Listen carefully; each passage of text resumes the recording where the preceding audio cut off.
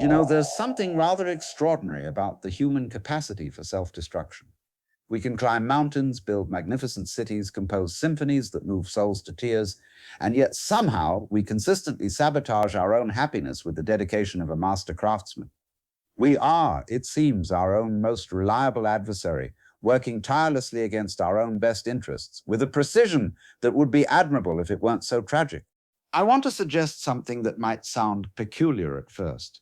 What if the voice in your head that constantly criticizes, doubts, and undermines you is not your wise inner guide, but rather a confused security guard who thinks he's protecting you, but is actually keeping you prisoner in your own life?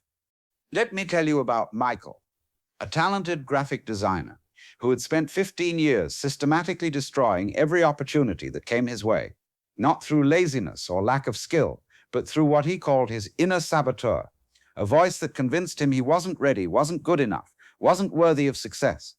When clients praised his work, the voice would whisper, "They're just being polite. They don't really mean it." When colleagues invited him to collaborate on exciting projects, it would hiss, "You'll just embarrass yourself. Stay in your lane." When opportunities arose for advancement, it would roar, "Who are you kidding? You're not leadership material." Michael had learned to trust this voice implicitly. He believed it was keeping him humble, protecting him from failure, saving him from the pain of rejection. But what it was actually doing was keeping him small, safe, and profoundly unfulfilled. He was living like a prisoner who had become so accustomed to his cell that he feared the open door. This inner voice, what psychologists call the inner critic, is perhaps the most sophisticated form of self-sabotage ever devised. It masquerades as wisdom while dispensing fear. It poses as protection while offering paralysis. It claims to know you better than anyone while consistently underestimating your capabilities. The cruel irony is that this voice often develops as a genuine attempt at self-protection, usually formed in childhood. It learns to anticipate criticism and rejection by criticizing and rejecting first. If you expect nothing, you can't be disappointed. If you never try, you can't fail. It's a logical strategy that works brilliantly for a scared child, but becomes a prison for a capable adult.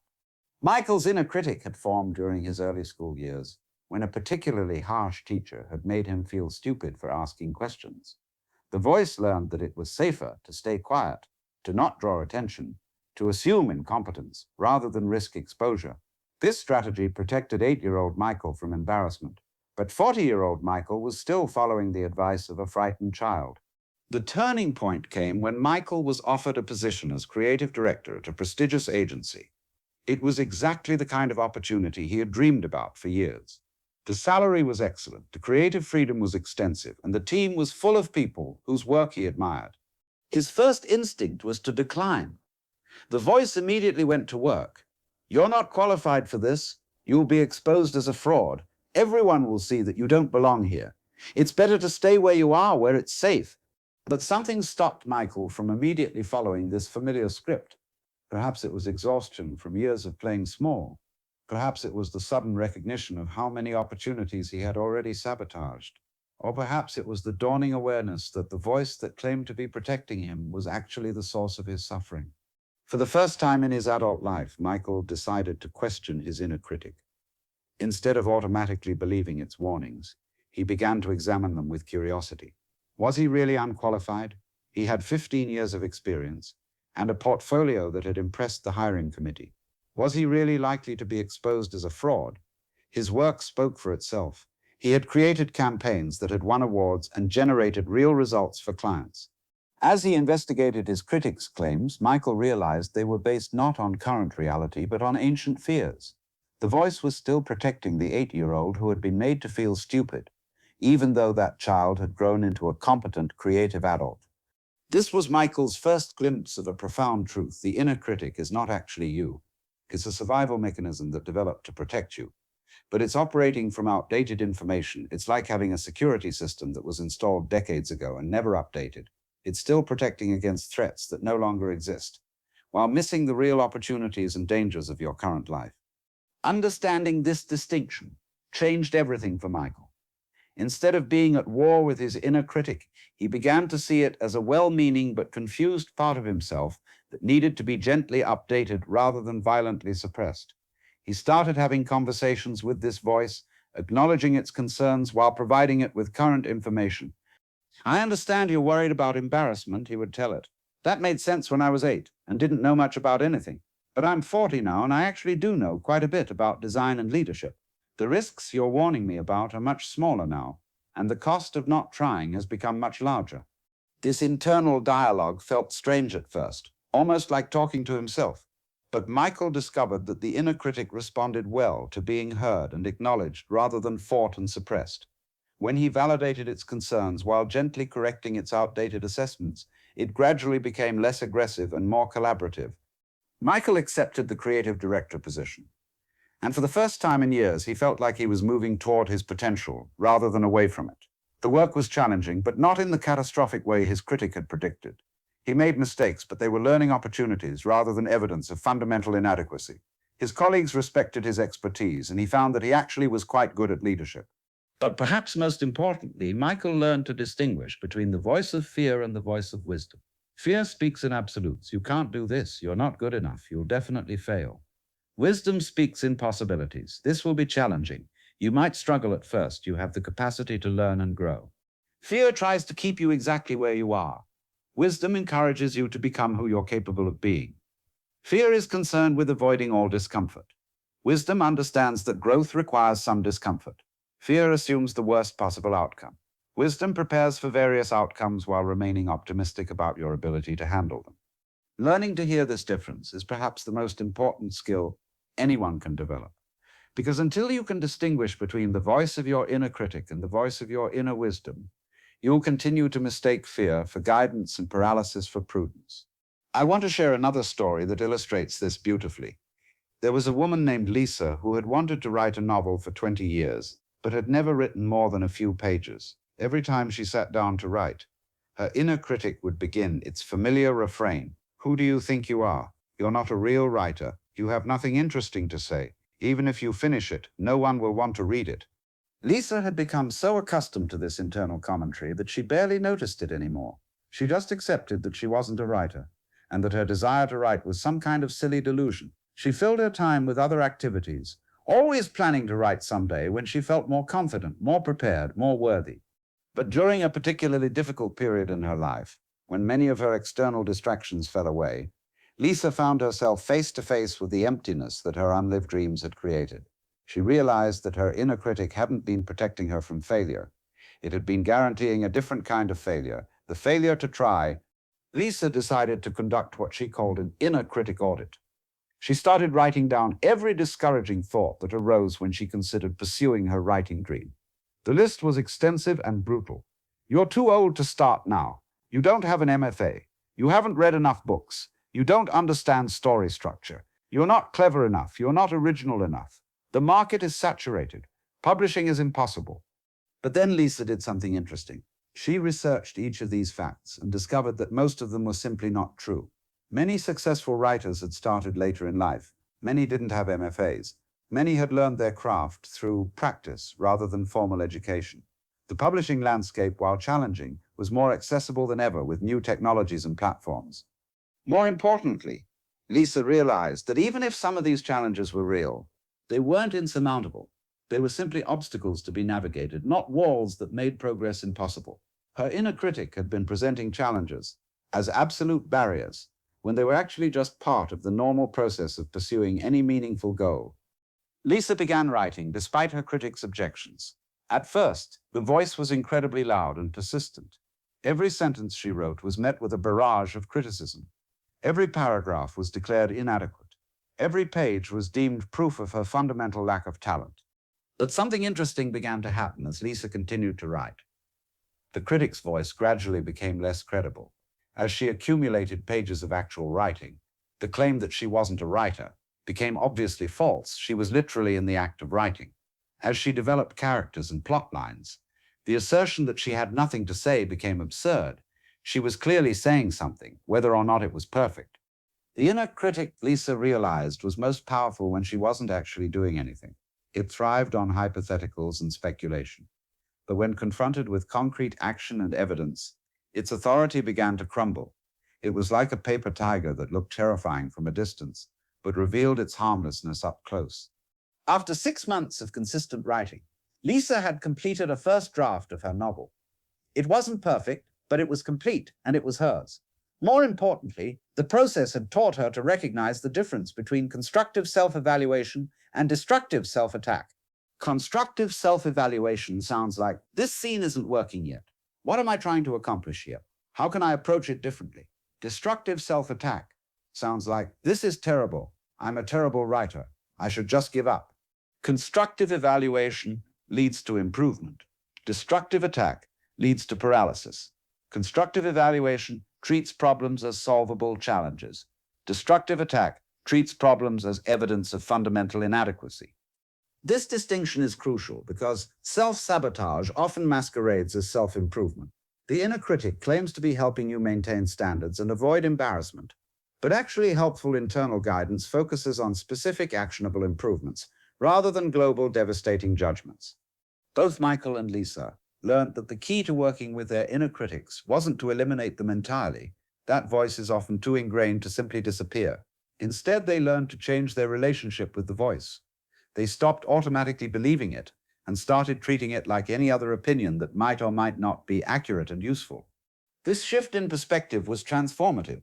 Instead of being controlled by their self-doubt, they began to observe it with curiosity. Instead of being paralyzed by their fears, they began to investigate whether those fears were based on current reality or ancient history. Instead of being their own worst enemies, they began to become their own wise friends. The process of befriending your inner critic requires patience and practice. It means learning to catch yourself in the act of self-sabotage and gently redirecting towards self-support. It means questioning the automatic assumption that your first most fearful thought is your most accurate thought. It means developing the capacity to hold space for both your dreams and your doubts without letting the doubts make all the decisions. One powerful technique both Michael and Lisa discovered was what they called the friend test. When the inner critic delivered one of its harsh verdicts, they would ask themselves, would I talk to a good friend this way? If my friend were in this situation, would I tell them they're not good enough, not ready, not worthy? Almost always, the answer was no. They would encourage a friend to take chances, to try new things, to believe in their capabilities. They would offer support, perspective, and gentle guidance. But somehow they had learned to treat themselves with a harshness they would never inflict on anyone they cared about. This realization was both painful and liberating. Painful because it revealed how cruel they had been to themselves. Liberating because it showed them a different way forward. They could learn to treat themselves with the same kindness they would offer a friend. The inner critic often develops because we internalize the harsh voices we heard in childhood. Critical parents, demanding teachers, cruel peers. We learn that love and acceptance are conditional on perfect performance, and we develop an internal overseer to make sure we never fall short of impossible standards. But as adults, we have the power to choose which voices we amplify and which ones we question. We can learn to recognize the difference between the voice of someone who truly wants the best for us and the voice of someone who is afraid, angry, or controlling.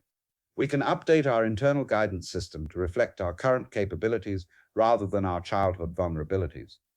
This doesn't mean becoming unrealistically optimistic or ignoring genuine problems. It means developing what psychologists call self-compassion, the ability to treat yourself with the same kindness you would show a good friend who was struggling.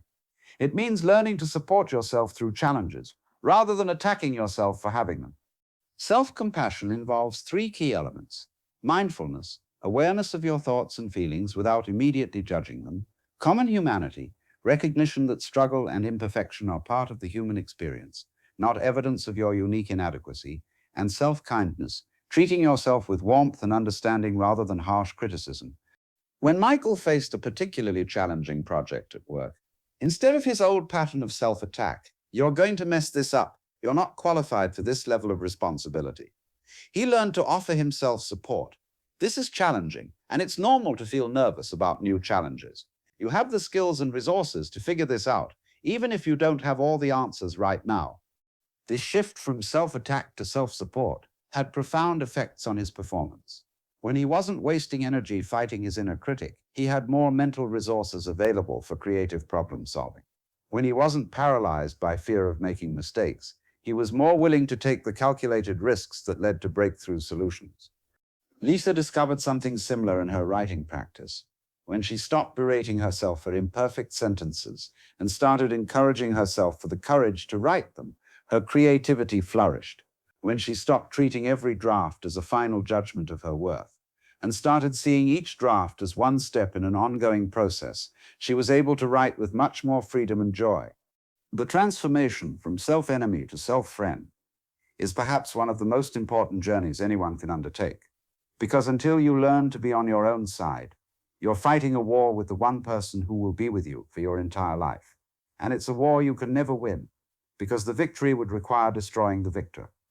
But when you learn to befriend yourself, when you learn to offer yourself the same compassion you would give someone you love, something magical happens. You stop sabotaging your own efforts and start supporting them. You stop talking yourself out of opportunities and start talking yourself into them. You stop being your own worst enemy and start being your own best ally. This doesn't mean you become delusionally positive or stop exercising good judgment. It means you learn to evaluate situations and make decisions from a place of wisdom rather than fear, support rather than attack, love rather than criticism. So perhaps today you might experiment with this transformation. Perhaps you might catch yourself in the act of self-criticism and ask whether this is how you would talk to someone you care about. Perhaps you might discover that the enemy you thought was protecting you was actually the thing holding you back. Let me share one more story that perfectly illustrates this transformation. There was a surgeon named Dr. Chen, who was renowned for her technical skill, but tormented by an inner voice that told her she was always one mistake away from catastrophe. Despite years of successful surgeries and grateful patients, her inner critic maintained a constant vigilance that was exhausting her both professionally and personally. Dr. Chen's breakthrough came during a particularly complex surgery when her inner critic's voice became so loud that it actually began to interfere with her performance. As she worked, the voice kept whispering, "You're going too slow. The other surgeons would have finished by now. What if you're doing this wrong? What if the patient dies because you're incompetent?"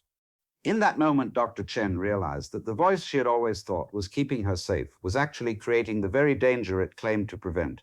Her self-doubt was making her second-guess decisions that her training and experience told her were correct. Her fear of making a mistake was increasing the likelihood of making one. After the surgery was successfully completed, Dr. Chen reflected on this experience and had a profound realization. The inner critic that claimed to be protecting her patients was actually serving no one. Her years of training, her careful attention to detail, her commitment to continuous learning, these were what kept her patients safe, not her self-doubt and fear. Dr. Chen began to distinguish between healthy professional caution and destructive self-attack. Healthy caution sounded like, "Let me double-check this critical measurement because accuracy is essential." Destructive self-attack sounded like, "You're probably doing this wrong because you're not as good as you pretend to be."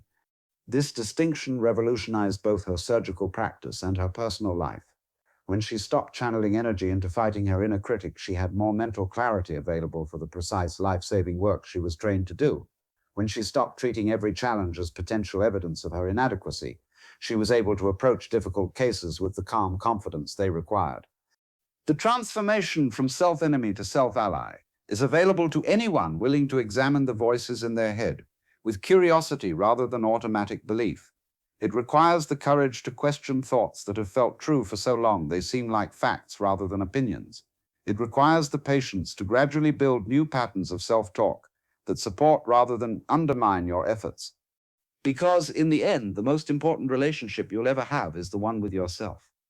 And that relationship, like any other, flourishes with kindness, patience, and understanding, not with criticism, judgment, and attack. Learning to be your own friend instead of your own enemy might just be the most revolutionary thing you ever do.